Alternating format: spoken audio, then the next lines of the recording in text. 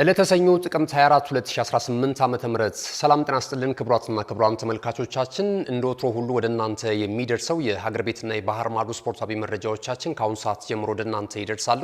እስከ መረጃዎቻችን ፍጻሜ ድረስ አብራችሁ እንድትቆዩ የአክብሮት ግብዣችን ነው። የዛሬ ስፖርታዊ መረጃዎችን ወደ እናንተ በማድረስ ገዛይ እንዱላ የካሜራ ባለሙያችን ኦብሳ ሱራ ኦዚ ከኛ ጋር ቆይታ ያደርጋል። እናንተ መረጃዎቻችንን እንድትከታተሉልን እንጋብዛለን። አብራችሁኑ ነው።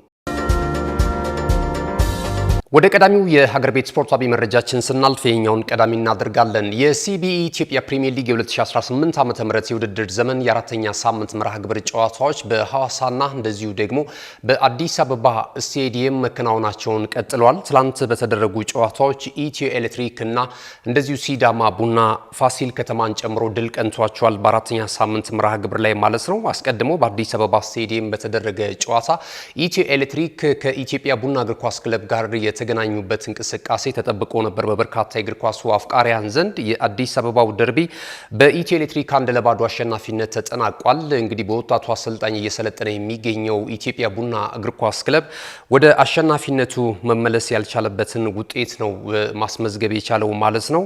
በውድድር ዓመቱም የሰበሰባቸው ነጥቦች 4 ናቸው። በትላንቱ እንቅስቃሴ የተከፉት የቡናማዎቹ ደጋፊዎች እንደዚሁ ቅሬታቸውን ሲያቀርቡ ነበር በቦርዱ ላይና በአሰልጣኙ ላይም ጭምር እንደዚሁ የሰላ ትችቶችን ሲሰነዝሩ ነበር። በእርግጥ አሰልጣኙ ወጣት ነው፣ ገና ብዙ ተሞክሮች የሚጠበቁበት ነውና ከዚህ አንጻር እንግዲህ ለቆይታው ትዕግስት የሚያስፈልገው ይመስላል። ነገር ግን ያው ኢትዮጵያ ቡና ደግሞ ትልቅ ክለብ ነው፣ ድል ይፈልጋሉ። ወጣት ናቸው በእርግጥ አብዛኞቹ ተጫዋቾችና እነዚህን ከግምት ያስገቡ ናቸው ለማለት ትንሽ ያስቸግራል። ትላንትና ግን ኢትዮ ኤሌክትሪክ ተከታታይ ድሉን ያስመዘገበበትን ውጤት ነው ትላንትም ያስመለከተን ማለት ነው። በውድድር ዓመቱ ካልተሸነፉ ክለቦች መካከል አንደኛው ሆኗል። የአሰልጣኝ ዘሪሁን ሸንገታው ቡድን 10ኛ ነጥቡን ትላንት አስመዝግቧል ማለት ነው። መሪ ስፍራ ላይ ከሚገኙ ክለቦች መካከልም አንደኛው መሆን ችሏል ማለት ነው። ሌላውን ጨዋታ እንመልከት። እንግዲህ ሌላውን ጨዋታ ስንመለከት ነገሌ አርሲን ከባህር ዳር ከተማ ጋር ያገናኘው ጨዋታ እዚሁ አዲስ አበባ ስቴዲየም ላይ ነው የተከናወነው። ይህ ጨዋታ ግብ ሳይቆጠርበት 0-0 በሆናቸው ውጤት ተጠናቋል። ባህር ዳር ከተማ የአሰልጣኝ ደጋሪ ጊግዛው ቡድን በዘንድሮ ዓመት እንግዲህ ጥሩ እንቅስቃሴ እያደረጉ ጥሩ አጀማመር እያደረጉ ካሉ ክለቦች መካከል አንደኛው ነው። ትላንት ነጥብ ተጋርቶ ወጥቷል። ነገሌ አርሲ በውድድር ዓመቱ እንግዲህ በዘንድሮ ዓመት ነው ወደ ፕሪሚየር ሊጉ ማደግ የቻለው የአሰልጣኝ ቱሉ ደስታው ቡድን አሁንም እንግዲህ ሙሉ 3 ነጥብ ማሳካት ያልቻለበትን እንቅስቃሴ ነው የተመለከት ነው። እሱ ብቻ አይደለም፣ ሌላኛውም አዲሱ ክለብ ሸገር ሲቲን በተመሳሳይ እስካሁን ድረስ ሙሉ 3 ነጥብ አላስመዘገበምና እነዚህ አዲስ አዳጊ ክለቦች ከወዲሁ ወደ ነጥብ ስብሰባው ካልመጡ ምናልባት ያለፉትን ዓመታቶች እንደተመለከት ነው ባደጉበት ዓመት እንደሌሎቹ ክለቦች የመውረድ እጣ ፈንታ እንዳይገጥማቸው እየተሰጋ ነው የሚገኘው ማለት ነውና በሐዋሳ ዩኒቨርሲቲ ስቴዲየም የተደረጉትን ጨዋታዎች ስንመለከት ሲዳማ ቡና ከወላይታ ዲቻ ጋር ያደረጉት ጨዋታ በሲዳማ ቡና 2-0 አሸናፊነት ፍጻሜውን አግኝቷል። 9ኛ ደቂቃ ላይ ነው እንግዲህ በዚህ ጨዋታ እንቅስቃሴ ግብ የተመለከተው ፍቅረ ኢየሱስ ተክለ ብርሃን ጎል አስቆጥሮ ሲዳማ ቡና እግር ኳስ ክለብን መሪ አድርጓል። ከዛ በኋላ ደግሞ መላኩ አሰፋ 90 ሲደመር 10 መቶኛው ደቂቃ ላይ ተጨማሪ ሁለተኛ ጎል ለሲዳማ ቡናዎች አስቆጥሮ ጨዋታው 2-0 በሆነ ውጤት በሲዳማ ቡና አሸናፊነት ፍጻሜውን አግኝቷል ማለት ነው። ሲዳማ ቡናም በውድድር ዓመቱ የሰበሰባቸውን ነጥቦች ወደ 9 እንደዚሁ ከፍ ማድረግ ይችላል። መሪ ስፍራ ላይ ከሚገኙ ክለቦች መካከልም ራሱን እንደዚሁ ተርታ ማሰለፍ የቻለበትን ውጤት ነው ማስመዝገብ የቻለው ማለት ነው። ሌላኛው የተደረገው ጨዋታ በዛው በሐዋሳ ዩኒቨርሲቲ ስቴዲየም ፋሲል ከተማን ከሽረ ምድረገነት ጋር ያገናኘው ጨዋታ ነበረ። በዚህ እንቅስቃሴ ቃል ኪዳን ዘላለም 34ኛው ደቂቃ ላይ ባስቆጠረው ጎል አጼዎቹ 1-0 በሆነ ውጤት ድል ማድረግ ችሏል። የአሰልጣኝ ዮሐንስ ሳሌው ቡድን እጅግ በጣም አስገራሚ ጉዞ በማድረግ ላይ ነው የሚገኘው። በክረምቱ የተጫዋቾች የዝውውር መስኮት በርከት ያሉ ተጫዋቾችን አሰልጣኙ ለኔ አጫዋት ይመቹኛል ያላቸውን ተጫዋቾች ወደ ስብስቡ ማምጣት ችሏል። ራሱም አሰልጣኙ በዚህ ዓመት ነው አጼዎቹን የተቀላቀለው ማለት ነውና ግሩም ጅማሮን በማድረግ ላይ ይገኛሉ። በአሸናፊነታቸውም እንደዚሁ እየተጓዙ የሚገኙበትን ውጤት ተመልክተናል።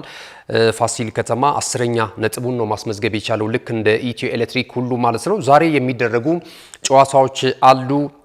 ዛሬ ከሚደረጉ ጨዋታዎች መካከል አዲስ አበባ ስቴዲየም ላይ ሀዲያ ሆሳዕና ከኢትዮጵያ መድን ጋር የሚያደርጉት ጨዋታ ቀን 7 ሰዓት ላይ ጅማሮውን ያደርጋል። እንደዚሁ ይህ ጨዋታ ፍጻሜውን እንዳገኘ ደግሞ ቅዱስ ጊዮርጊስ እግር ኳስ ክለብ ከሸገር ከተማ ጋር የሚያደርጉት ጨዋታ ትልቅ ትኩረትን አግኝቷል። ቅዱስ ጊዮርጊስም እጅግ በጣም ጥሩ አጀማመር ካደረጉ ክለቦች መካከል አንደኛው ነው። 9 ነጥቦች አሉት። በዚህ እንቅስቃሴ ምን ሊያስመዘግብ ይችላል ይጠበቃል። ሸገር ከተማ የመጀመሪያ ሙሉ 3 ነጥቡን በውድድር ዓመቱ እንግዲህ ለማግኘት ወደ ሜዳ ይገባል ተብሎ ነው የሚጠበቀው።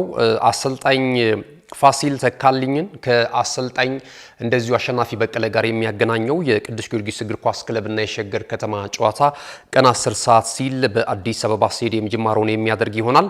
በሐዋሳ ዩኒቨርሲቲ ስቴዲየም አንድ ጨዋታ ይደረጋል። መቀሌ 70 እንደርታን ከሐዋሳ ከተማ ጋር የሚያገናኘውም ጨዋታ ትልቅ ትኩረትን ስቧል። በሐዋሳ ከተማ ትልልቅ አንጋፋ ተጫዋቾች አሉ። እንደነ ሽመልስ በቀለና እንደዚሁ ጌታነህ ከበደን በዘንድሮ ዓመት በክረምቱ የተጫዋቾች የዝውውር መስኮት ወደ አይቆቹን የተቀላቀሉ ተጫዋቾች ማለት ነውና መቀሌ 70 እንደርታም ወደ አሸናፊነት ለመምጣት ጥሩ ጨዋታና ጥሩ ፍክክር ያሳያሉ ተብሎ ይጠበቃል ማለት ነው። እንግዲህ ፋሲል ከተማ፣ ኢትዮ ኤሌክትሪክ፣ ቅዱስ ጊዮርጊስን የመሳሰሉ ክለቦች እንደዚሁም ሲዳማ ቡናን ጨምሮ መሪ ስፍራ ላይ እየተመለከትናቸው ነው የምንገኘው።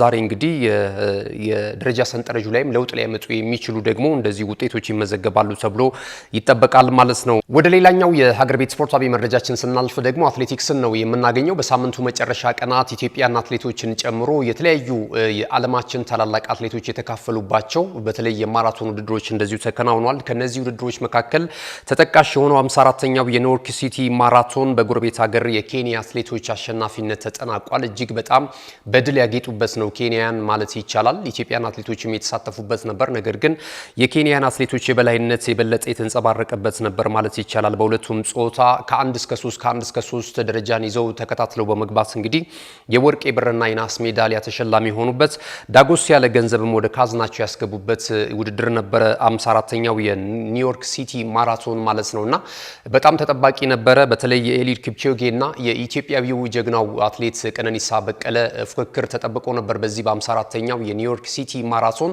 ነገር ግን ሁለቱም አትሌቶች ሜዳሊያ ውስጥ ሳይገቡ የቀሩበትን ሂደት ነው የተመለከትነው። ከዛ ባለፈ ደግሞ የኦሪገን ማራቶን በሴቶች አሸናፊዋ ኢትዮጵያዊቷ አትሌት ጎይትቶም ገብረስላሴም በዚህ ውድድር መድረክ ላይ የአሸናፊነት ቅድመ ግምትን ካገኙ አትሌቶች መካከል አንደኛዋ ነበረች። ነገር ግን አልተሳካላትም። እሷም በሴቶች ኤለን ኦቢሪ ነች ከኬንያ 2:19:51 በመግባት በቀዳሚነት አጠናቃ የወርቅ ሜዳሊያውን ማግኘት የቻለችው። ሻሮን ሉኬዲ እንደዚሁ 2:20:07 በመግባት ሁለተኛ ደረጃን ይዛ አጠናቃለች። ይቺም ከኬንያ ነው። ሌላዋ ሶስተኛ በመውጣት ደግሞ ሺላ ቼኩሪ 2:20:24 በመግባት በሶስተኝነት ውድድሯን ፈጽማለች። እንግዲህ ከ1 እስከ 3 ደረጃን ይዘው ያጠናቀቁት ኬንያውያን አትሌቶች ናቸው። በሌላ በኩል በወንዶች በተመሳሳይ በዚሁ የኒውዮርክ ሲቲ ማራቶን ላይ ቤንሰን ኪብሩቶ 2:08:09 በመግባት በቀዳሚነት የወርቅ ሜዳሊያውን የግሉ ማድረግ ችሏል።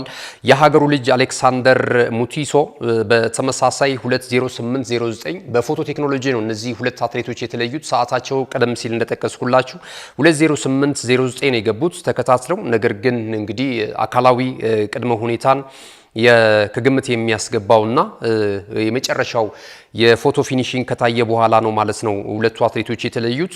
በዚህ መሰረት ቤንሰን ኪብሪቶ 2:08:09 በመግባት በቀዳሚነት አጠናቋል። በተመሳሳይ ሰዓት የጨረሰው የሀገሩ ልጅ አሌክሳንደር ሙቲሶ ደግሞ እንደዚሁ በተመሳሳይ ሁለተኛ ደረጃን ይዞ አጠናቋል። አልበርት ኩሪ ከዚያው ከኬንያ 2:08:57 በመግባት የናስ ሜዳሊያ ተሸላሚ ሆኗል ማለት ነው።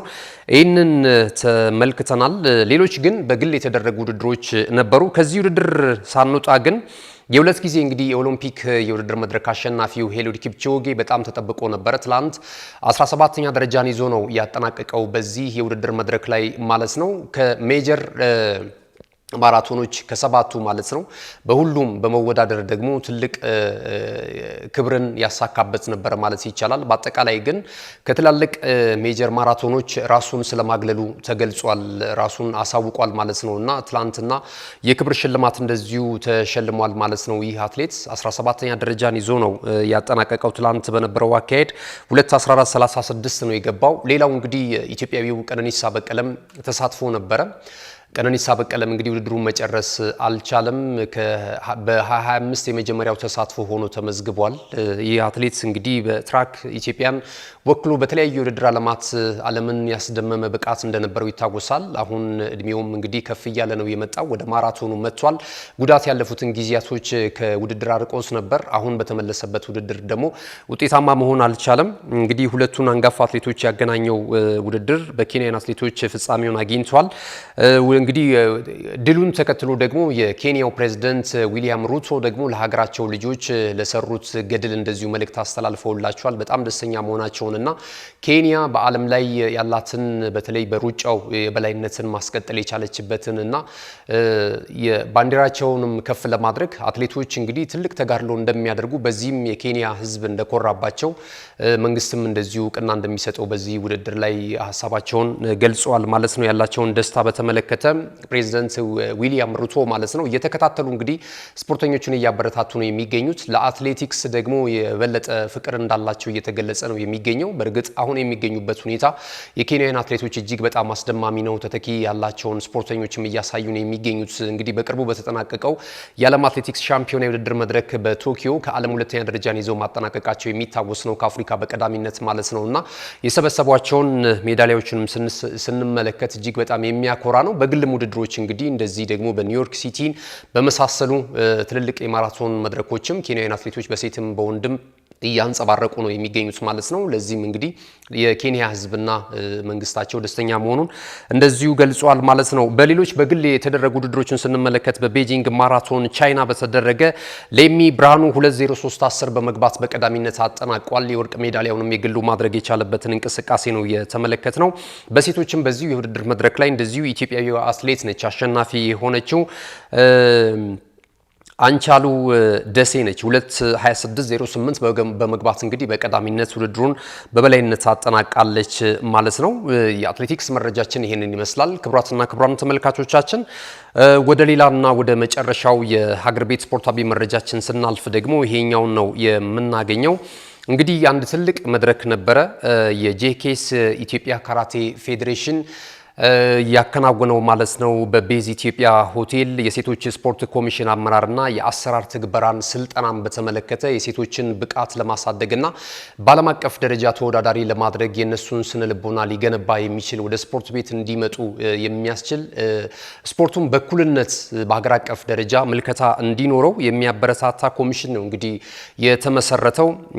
የስልጠናውን መድረክም ለመሳተፍ በኦንላይን እና እንደዚሁ ደግሞ በተግባር እዚሁ አዲስ አበባ ቤዝ ላይ የተገኙ የክልል ተወካዮችም እንደዚሁ ተገኝቷል። ሰፊ ገለጻና የመማማሪያ መድረክም ነበረ።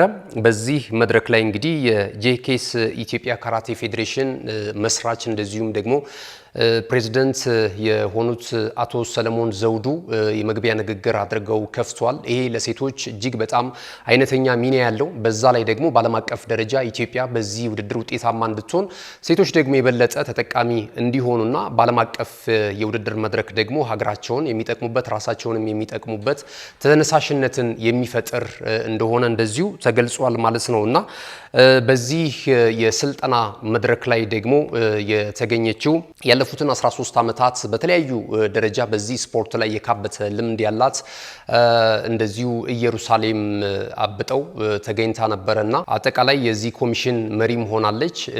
በዚህ መድረክ ላይም ስልጠናውን በማሰናዳትና በፕሮጀክተር የታገዘ ሴቶችን በተለይ ትኩረት ያደረገና ሴቶችን ሊያነሳሳ የሚችል ሰፊ ገለጻና ማብራሪያ ሰጥታለች ማለት ነውና አጠቃላይ ስልጠናውን ናሁ ስፖርት ቃኝቶታል። በአጠቃላይ ግን በዚህ ስልጠና ላይ የነበሩት የተሳተፉትንም እንደዚሁ ደግሞ የመድረኩንም ማዘጋጅ የጄኬስ ኢትዮጵያ ካራቴ ፌዴሬሽን ፕሬዝዳንት አቶ ሰለሞን ዘውዱን ጨምሮ ቀደም ሲል የገለጽኩላችሁ ደግሞ ያለፉትን አመታቶች በተለያዩ ዓለማት በሚሰጡ የኦንላይን ስልጠናዎች ላይ በመሳተፍና ልምዷንና እውቀቷን ማዳበር የቻለችው ይህንኑ ደግሞ እውቀቷንና ልምዷን ሀገር ውስጥ ለሚገኙ እንስት ስፖርተኞች እንደዚሁ ማካፈል የቻለችው የመድረኩም መሪ የነበረችው እንደዚሁ ኢየሩሳሌም አብጠው ሰፊ ገለጻ እንዳደረገች ቀደም ሲል ገልጬላችኋለሁ። ተሳታፊዎችም ነበሩ ከአፋር እንደዚሁ ከድሬዳዋ ከተማ አስተዳደር ከሌሎችም ክልሎችና ከተማ አስተዳደሮች የመጡ ተሳታፊዎችም እንደዚሁ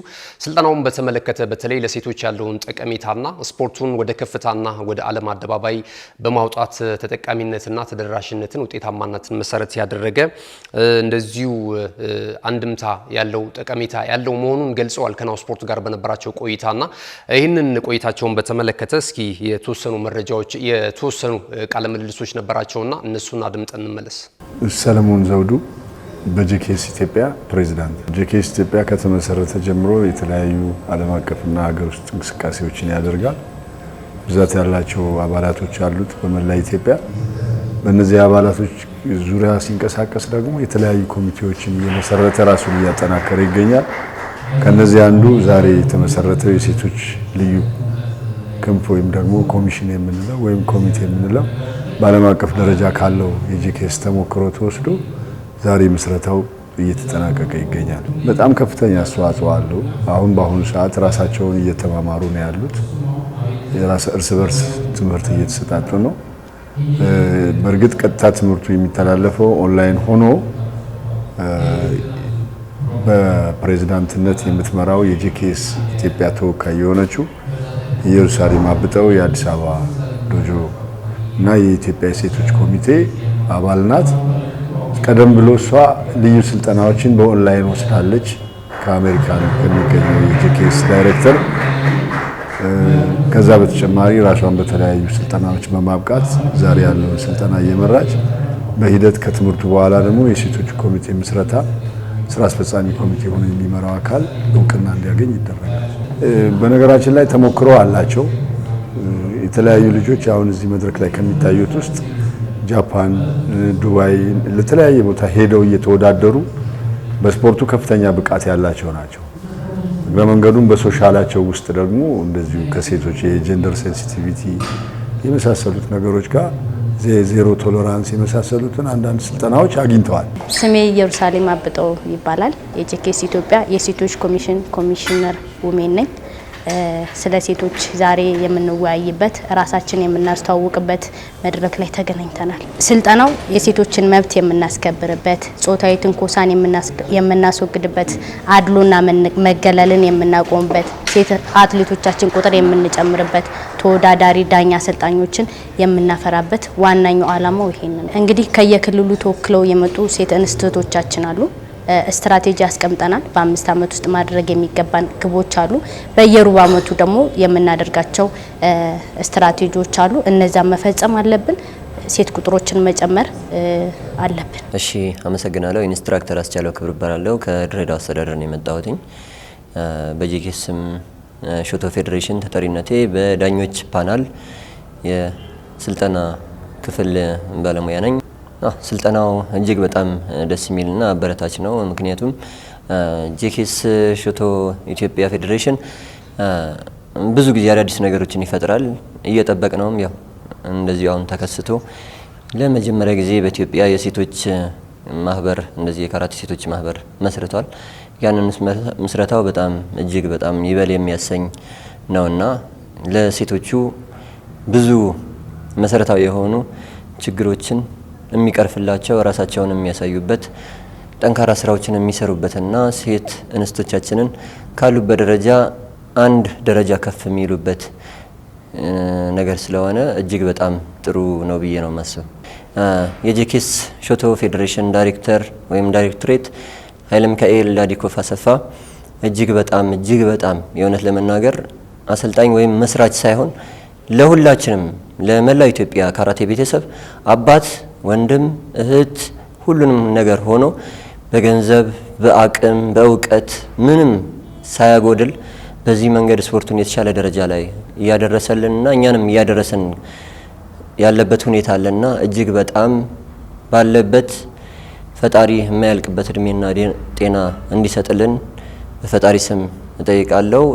እኔም ድሉ ሰልጠኝ በጣም ነው የማመሰግነው። ስሜ ማርዲ ጀማል ይባላል። የመጣሁት ከድሬዳዋ ነው። የምሰራው የኮጌሪ ካራቴ ክለብ በሚባል ክለብ ውስጥ ነው የምሰራው። ስልጠናው በጣም አሪፍ ነው። ሌላ ጊዜ እንደዚህ አይነት ስልጠና ውስጥ አላውቅም። ስልጠናውን ሶስት የመጀመሪያ ነው። ጄኬኤስ ኢትዮጵያ ያዘጋጀልን ስልጠና በጣም አሪፍ ነው። ጄኬኤስ ኢትዮጵያን በመጀመሪያ በደንብ ነው የማመሰግነው። በመቀጠል ደግሞ ኃይለ ሚካኤል ዴዲኮፍን በጣም በዚህ አጋጣሚ አከብረዋለሁ፣ ወደዋለሁ። አባታችን ነው። ይሄ ስልጠና በጣም አሪፍ ነው እንደመጀመሪያው። ከዚህ በመቀጠል በዚህ ላይ ደግሞ ጨምሮ ሌሎች ስልጠናዎች እንዲቀጥሉና ትልቅ ላይ እንደምደርስ ተስፋ አለኝ። አመሰግናለሁ። ስሜ ዛህራ ሀቢብ መሐመድ ይባላል። የመጣሁት ከሰመራ ከአፋር ክልል። ስልጠናው ቆንጆ ነው።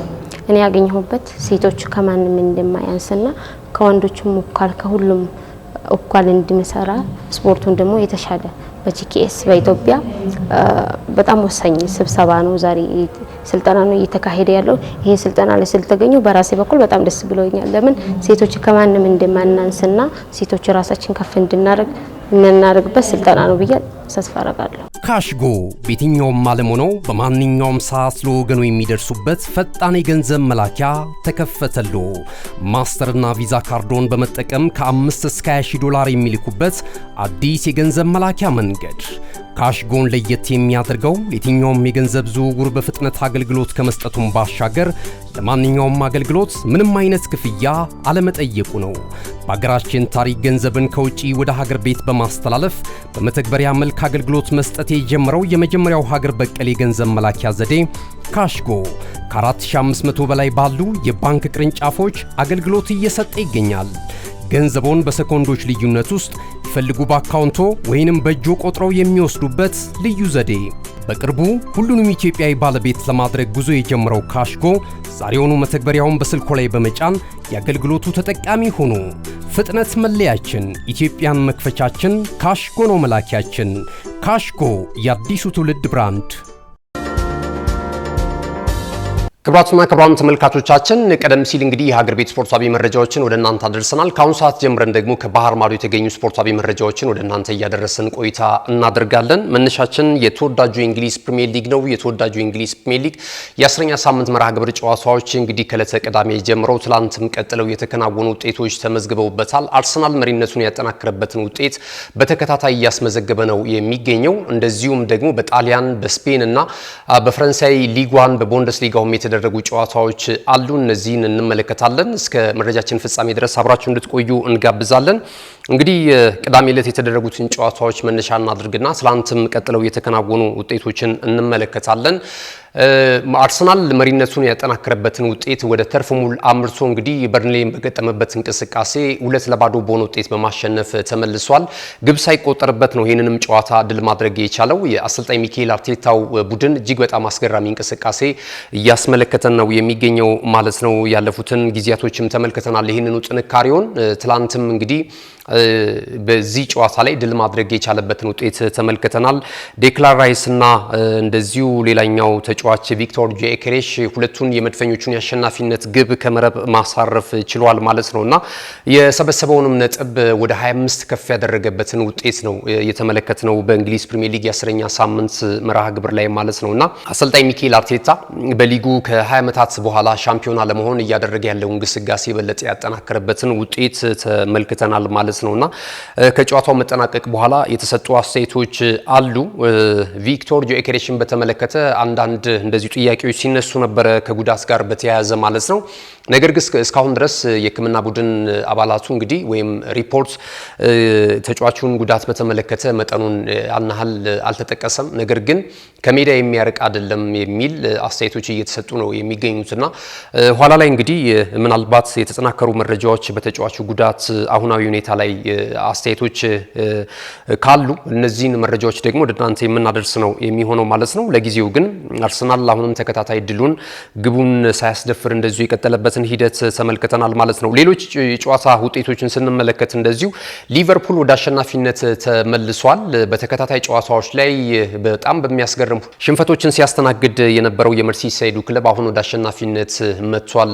አስተን ቪላን በገጠመበት እንቅስቃሴ አንፊልድ ሮድ ላይ የተደረገ ጨዋታ ነው 2-0 በሆነ ውጤት እንደዚሁ ጨዋታውን ድል ማድረግ የቻለበትን አጋጣሚ ተመልክተናል። መሐመድ ሳላም ወደ ግብ አግቢነቱ ልዩነቱ እንደዚሁ ተመልሷል ማለት ነው። ነጥቡንም ወደ 18 ከፍ አድርጓል። አሁን ሶስተኛ ደረጃ ላይ የተቀመጠበትን ውጤት ነው የተመለከትነው ማለት ነው።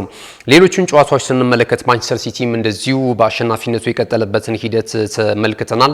ከአርሰናል ጋር ከሊጉ መሪ ክለብ አርሰናል ጋር ያለውንም የነጥብ ልዩነት እንደዚሁ ወደ 6 ዝቅ ማድረግ ችሏል። እንግዲህ ትላንትና በተደረገ ጨዋታ ነው ድል ማስመዝገብ የቻለው ማለት ነው። ተጋጣሚውን በርንማውዝን ይከብደዋል ተብሎ ነበር። በኢታድ ስቴዲየም የተደረገ ጨዋታ ነው። 3-1 በሆነ ውጤት ማሸነፍ ችሏል ማለት ነው። በዚህ እንቅስቃሴ ላይ ኤርሊንግ ብራውት ሃላንድ 2 ግቦችን ከመረብ አሳርፏል። ጨዋታው በጥቅሉ 3-1 ነው የተጠናቀቀው ማለት ነውና ሃላንድ ከጉዳት መልስ የሚያደርጋቸው ጨዋታዎች ላይም ግብ አስቆጣሪነቱን እንደዚሁ የቀጠለበትን ሂደት ነው የተመለከትነው። ነጥቡንም እንደዚሁ ከፍ ማድረግ ችሏል።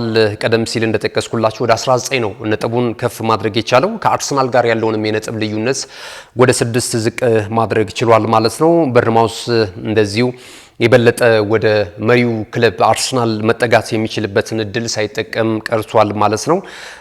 እንግዲህ ሃላንድ ደግሞ በውድድር ዓመቱ 13ኛ ግቡን ነው ከመረብ ማሳረፍ የቻለው። የከፍተኛ ጎል አስቆጣሪነቱን ትራክ የበለጠ ልዩነቱን እያሰፋ ያለበትን ሂደት ነው የተመለከትነው ማለት ነው። ከጨዋታው መጠናቀቅ በኋላ በተለይ አሰልጣኝ ፔፕ ጋርዲዮላ የተለያዩ ጥያቄዎች ተነስቶላቸዋል። ሻምፒዮና የመሆን እድል አላቸው የሚል አስተያየት ተሰጥቷቸዋል። በአርሰናል ጥንካሬ አሁንም የሻምፒዮናነቱ የተወሰነ ነው ብለዋል። እሳቸው እንደሚሉት ከሆነ አሰልጣኝ ሚካኤል አርቴታ የሚገርም ቡድን ገንብቷል። አርሰናል እንግዲህ ለፍጹምነት የቀረበ እንቅስቃሴ ነው እያደረገና እያስመዘገበ ያለው ውጤት የሚያመለክተው ወደፊት የምናየው ይሆናል። ነገር ግን አሁን ግብ የማይቆጠርበትን ክለብ ነው መሪ ስፍራ ላይ እየተመለከተን ያለ ነው። አርሰናል ላይ ለመድረስና ከሱ በልጦ ሻምፒዮና ለመሆን መጀመሪያ አርሰናል ላይ ጎል ሊቆጠርበት ይገባል የሚል አስተያየት ሰጥቷልና ይሄ ደግሞ በበርካታ የእግር ኳሱ ቤተሰቦች ዘንድ አነጋጋሪ አስተያየት ሆኖ እየተመለከትነው ነው የምንገኘው ማለት ነው። ማንቸስተር ዩናይትድ ለ25 ደቂቃዎች ያህል ሁለተኛ ደረጃ ላይ ተቀምጦ ነበር። ይህንን ግን ሁለተኛ ደረጃ ላይ መቀመጡን የሚያስቀጥልበትን አጋጣሚ ሳይጠቀም ቀርቷል ማለት ነው። ብሬንትፎርድ ሲቲ በውድድር ዓመቱ እጅግ በጣም ደካማ ነው። 2-2 በሆነ ውጤት ነው ጨዋታው የተጠናቀቀው።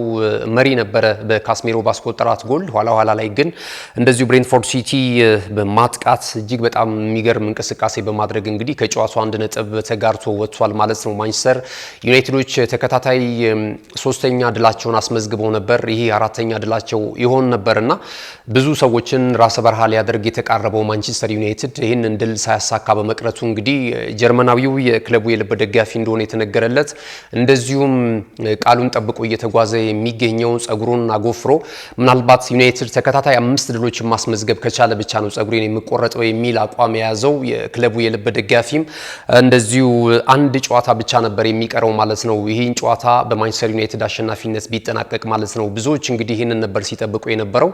እንደገና ሌላ 5 ጨዋታ ለመጠበቅ ተገዷል። ይህ የልብ ደጋፊ ጀርመናዊው እንግዲህ ጎፈሬው ማለት ነው።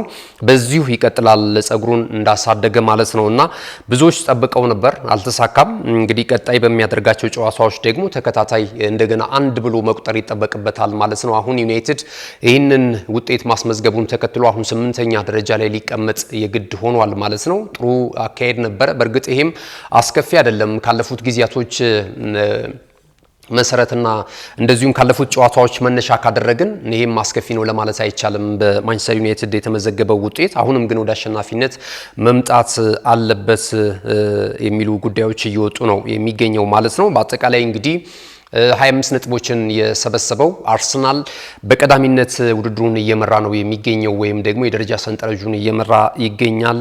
ሁለተኛ ደረጃ ላይ እንደዚሁ ማንቸስተር ሲቲ መቀመጥ የቻለበትን ውጤት ተመልክተናል። በርንማውዝን የመሳሰሉ ሊቨርፑል እንደዚሁ ተከታዩን ደረጃ ይዞ እየተመለከትን ነው የምንገኘው በእንግሊዝ ፕሪሚየር ሊግ ማለት ነው። የከፍተኛ ጎል አስቆጣሪነቱን ትራክ ኤርሊንግ ብራውት ሃላንድ በ13 ግቦች በቀዳሚነት እየመራ ይገኛል። በ10 ጨዋታ 13 ግቦች ከተጫወታቸው ጨዋታዎች በላይ ነው ጎሎችን እያስቆጠረ የሚገኘው ማለት ነው ሃላንድ። ወደ ሌሎች መረጃዎቻችን እናልፋለን። ሌሎች ጨዋታዎች እየተከናወኑ እንደዚሁ የሄዱበትን አጋጣሚ ተመልክተናል። በጀርመን እንደዚሁ በጀርመን ቡንደስሊጋ፣ በስፔን ላሊጋና በጣሊያን ሴሪያ የተለያዩ ውጤቶች ተመዝግበዋል። እነዚህን ይዘን እንመለሳለን። አብራችኑ ነው። እነሆ የምስራች! የ10 አየር መንገድ የበረራ ትኬት ለውድ ደንበኞቹ በተቀላጠፈና አስተማማኝ በሆነ መንገድ እያቀረበ ያለው በዚህም በደንበኞቹ የተመሰገነው ጉዞጎ አሁን ደግሞ ተደራሽነቱን በማስፋት ተጨማሪ ባንኮችን በማካተት ለውድ ደንበኞቹ የበለጠ አስተማማኝ ለመሆን ችሏል። የጉዞጎን አፕሊኬሽን ከአፕ ስቶር ወይም ከፕላይ ስቶር በማውረድ የመነሻና የመድረሻ ከተማዎትን መርጠው ዋጋ አወዳድረው የሀገር ውስጥም ሆነ ዓለም አቀፍ በረራ ማድረግ ካሰቡ የበረራ ትኬቶን ክፍያ በአቅራቢያው በሚገኙ ባንኮች አንድም በአካል በመሄድ ወይም በኦንላይን የክፍያ አማራጮች ክፍያዎትን በመፈጸም የበረራ ትኬቶን በእጅ ያስገቡ። ከዚህም በተጨማሪ እንደ ሁል ጊዜው ወደ ጉዞጎ የጥሪ ማዕከላችን 7473 በመደወል ከሙሉ የበረራ መረጃ ጋር የ24 ሰዓት የትኬት አገልግሎት ማግኘት እንደሚችሉ ስናበስሮ በታላቅ ደስታ ነው። ለበረራዎ ጉዞጎ።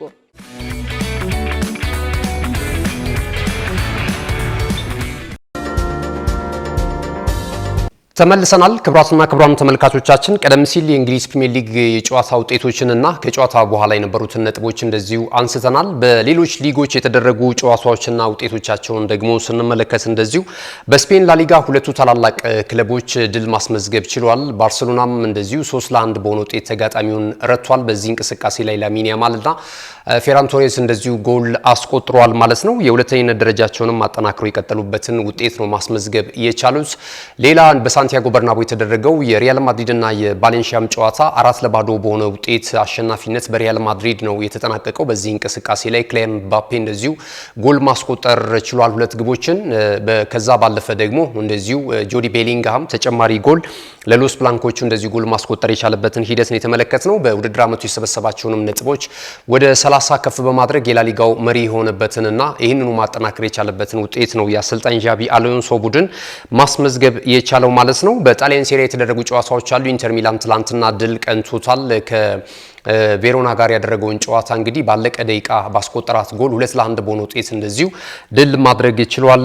ወደ መሪ ስፍራ ላይ ለመምጣት የቻለበትንም ውጤት ነው ማስመዝገብ የቻለው ማለት ነው። እንግዲህ በሳምንቱ መጨረሻ ቀናት በሴሪያው ከተመዘገቡ ውጤቶች መካከል አንደኛው መሪነቱን እየመራ የሚገኘው ወይም እያስቀጠለ የሚገኘው ናፖሊ እንደዚሁ የተሸነፈበትን ውጤት ተመልክተናል። ኤስ ሚላን ትላንት ከሮማ ሳንሲሮ ላይ ያደረጉት ጨዋታ በኤስ ሚላን 1-0 አሸናፊነት ፍጻሜውን አግኝቷል። ሮማ የበለጠ መሪነቱን ማጠናከር ወይም ደግሞ ወደ መሪው ስፍራ መምጣት የሚችልበትን ውጤት ማሳካት ሳይችል ቀርቷል። በዚህ እንቅስቃሴ ላይ ይህንን ውጤት ተመልክተናል ማለት ነው በጣሊያን ሴሪያ። በሌላ በጀርመን ቡንደስሊጋ በጣም ተጠባቂ ጨዋታ ነበረ። እንግዲህ የቡንደስሊጋው ትልቁ ክለብ ባየር ሙኒክ ከባየር ሊቨርኩሰን ጋር ያደረጉት ጨዋታ በባየር ሙኒክ እንደዚሁ አሸናፊነት ፍጻሜውን አግኝቷል። በዚህ እንቅስቃሴ ላይ እንግዲህ የባየር ሙኒክ ተከታታይ ድሉን ነው ማስመዝገብ የቻለው ማለት ነው። 7 ጨዋታዎችን አድርጎ በቡንደስሊጋው 7ቱንም በማሸነፍ የቡንደስሊጋውን መሪነቱን ያጠናከረበት ውጤት ነው። በውድድር ዓመቱም እስካሁን ድረስ እያሸነፈ ያለበትን ሂደት ተመልክተናል ማለት ነው። ሌሎች ሊጎች ላይም የተመዘገቡ ውጤቶች እንደዚሁ አሉ። ፒኤስጂ በተመሳሳይ ወደ ድል የተመለሰበትን ውጤት ማስመዝገብ ችሏል። በሳምንቱ መጨረሻ ቀናት ከተመዘገቡ ውጤቶች አንደኛው ነው።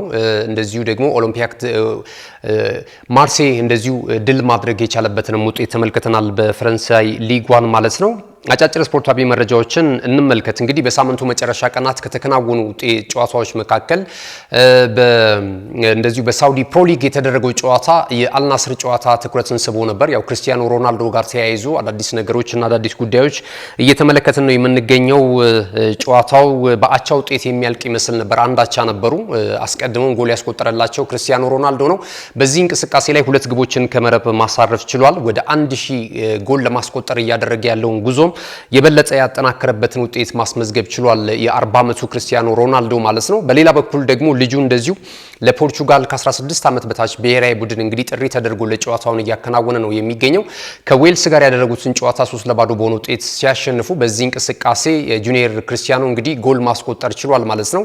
አባትና ልጅ እንግዲህ በሳምንቱ መጨረሻ ቀናት ባደረጓቸው እንቅስቃሴዎች ጎል በማስቆጠር ከፍተኛ ደስታን ለአድናቂዎቻቸው እየለገሱ ነው የሚገኘው። ሌላኛው እንግዲህ ክርስቲያኖ ሮናልዶም እየመጣ ነው የሚገኘው ለሀገሩ ፖርቹጋል እና ለአድናቂዎቻቸው ማለት ይቻላል እና ቤተሰቦቹ ደግሞ በይህንን ጨዋታ በስቴዲየም ተገኝተው እንደዚሁ ሲከታተሉትና ሲያበረታቱት እንደነበረ ተመልክተናል። ሌላኛው የዓለማችን ትልቁ ተጫዋች ክርስቲያኖ ሮናልዶ በዚሁ ከቀጠለ እንግዲህ ተተኪውን ከዚሁ እያፈራ ነው ማለት ነው የሚቻለውና እስኪ ሐሳብ አስተያየት ካላችሁ ይሄ ተጫዋች ክርስቲያኖ ሮናልዶ ልጅ እነዚህን ቻሌንጆች እንግዲህ ክርስቲያኖ ሮናልዶ ያለፋቸውን መሰናክሎች ሁሉ ተቋቁሞ ታሪክ ይሰራሉ። የክርስቲያኖ ሮናልዶ ተተኪ ሊሆን ይችላሉ። ሐሳብ አስተያየት ልትሰጡበት ትችላላችሁ ማለት ነውና አንዳንድ ጊዜ አባት የሰራውን ትልልቅ ታሪኮች ልጆች መድገም ሲያቀታቸው እንመለከታለን። አንዳንዶች ደግሞ የበለጠ ከአባቶቻቸው ማስበልጠው ታሪክን ሰቅለው ደግሞ እንደዚሁ ሲጽፉ እንመለከታለንና አሁን የሃላንድን መመልከት እንችላለን። አባትየው በእርግጥ በጉዳት ምክንያት ነው የወጣው። አሁን ላይ ደግሞ ሃላንድ እየሰራ ያለውን ታሪክ እየተመለከትን እንገኛለን። ከአባቱ እንደውም በተሻለ ሁኔታ ጎሎችን እያስቆጠረ ያለ መነጋገሪያ የሆነ ነው የሚገኘው። ይሄስ ደግሞ ክርስቲያኖ ሮናልዶስ በሌላ ሁኔታ ምን አይነት ነገር ልንመለከት እንችላለን? በእነዚህ በክርስቲያኖ ሮናልዶና በጁኒየር ክርስቲያኖ መካከል ያለውን ልዩነት እስኪ ሐሳብ ልትሰጡበት ትችላላችሁ ማለት ነው። ክቡራትና ክቡራን ተመልካቾቻችን እንግዲህ በሳምንቱ መጨረሻ ቀናት ደግሞ አንዳንድ ጉዳዮችን ተመልክተናል። በተለይ አጫጭር መረጃዎችን ስንመለከት አሰልጣኝ ፔፕ ጋርዲዮላ የሰጠው አስተያየት ብዙ አነጋጋሪ የሆነ ነው የሚገኘው። እንግዲህ የሊጉን የደረጃ ሰንጠረዥ በእንግሊዝ ፕሪሚየር ሊግ አርሰናል ነው በቀዳሚነት እየመራ የሚገኘው ማለት ነው። አርሰናል ጨዋታውን አድርጎ ነጥቡን ወደ 25 ከፍ ካደረገ በኋላ የነጥብ ልዩነቱ በማንቸስተር ሲቲና በአርሰናል መካከል ወደ 9 ከፍ ብሎ ነበርና ጨዋታውን ከማከናወኑ አስቀድሞ ማለት ነው። ማንቸስተር ሲቲ ደግሞ ከበርንማውዝ ጋር ጨዋታውን ስለሚያደርግ የበለጠ ይከብደዋል። ምናልባት በርንማውዝም በዚህ ጨዋታ ላይ ማንቸስተር ሲቲ ነጥብ ሊያስጥለው ይችላል አሊያም ሊያሸንፈው ይችላል የሚሉ ቅድመ ግምቶች ሲወጡ ነበር። ነገር ግን ጨዋታውን የአሰልጣኝ ፔፕ ጋርዲዮላው ቡድን በሚገባ በጥሩ ሁኔታ በማሸነፍ በሁለቱ ክለቦች መካከል ያለውን የነጥብ ልዩነት ወደ 6 ዝቅ ማድረግ ችሏልና ከጨዋታው መጠናቀቅ በኋላ አሰልጣኝ ፔፕ ጋርዲዮላ በተለይ የአርሰናልን አካሄድ በተመለከተ የሰጠው አስተያየት ብዙዎችን አነጋግሯል። የሻምፒዮናነት እድል አላቸው ተብሎ ለቀረበለት ጥያቄ አሰልጣኝ ፔፕ ጋርዲዮላ ሲመልስ እስቲ በቅድሚያ መሪ ስፍራ ላይ የሚገኘው ክለብ ጎል ይቆጠርበት የሚል አነጋጋሪ አስተያየት ሰጥቷል። ማለት ይሄ ደግሞ እንግዲህ በሱ ምልከታ አሰልጣኝ ሚኬል አርቴታ የገነባው ቡድን አይደለም ለመሸነፍ ጎል ራሱ ለማስተናገድ እጅግ በጣም እንደሚቸገሩ ነው የገለጸው ማለት ነውና አሁን ላይ አርሰናልን በልጦ ሻምፒዮና ለመሆን የማይታሰብ ነው። ወደፊት ግን እንመለከተዋለን። ገና ቀሪ ብዙ ጨዋታዎች ይኖራሉ።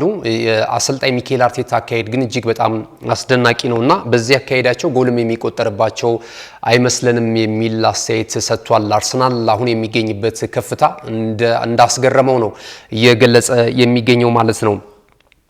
ክቡራትና ክቡራን ተመልካቾቻችን እንግዲህ የሀገር ቤትና የባህር ማዶ የዕለተ ሰኞ መሰናዷችን ይሄንን ይመስሉ ነበር። ስለተከታተላችሁ እናመሰግናለን። በምሽቱ የስፖርት ዜና ወጃችን ላይ ደግሞ የተለያዩ ያልተሰሙ ወቅታዊና አዳዲስ ስፖርታዊ መረጃዎችን ይዘን የምንመለስ ይሆናል። መረጃዎቹን ወደ እናንተ በማድረስ ገዛ ሄንዱ ላይ ካሜራ ባለሙያዎቻችን ኦብሳ ሱራ ኦዚ እንደዚሁም ደግሞ ጋሻው ዳኛው ከኛ ጋር ቆይታ አድርጓል። ተወዳጅ የናሁ ቴሌቪዥን ፕሮግራሞች የሚቀጥሉ ይሆናል። መልካም ጊዜ ይሁንላችሁ።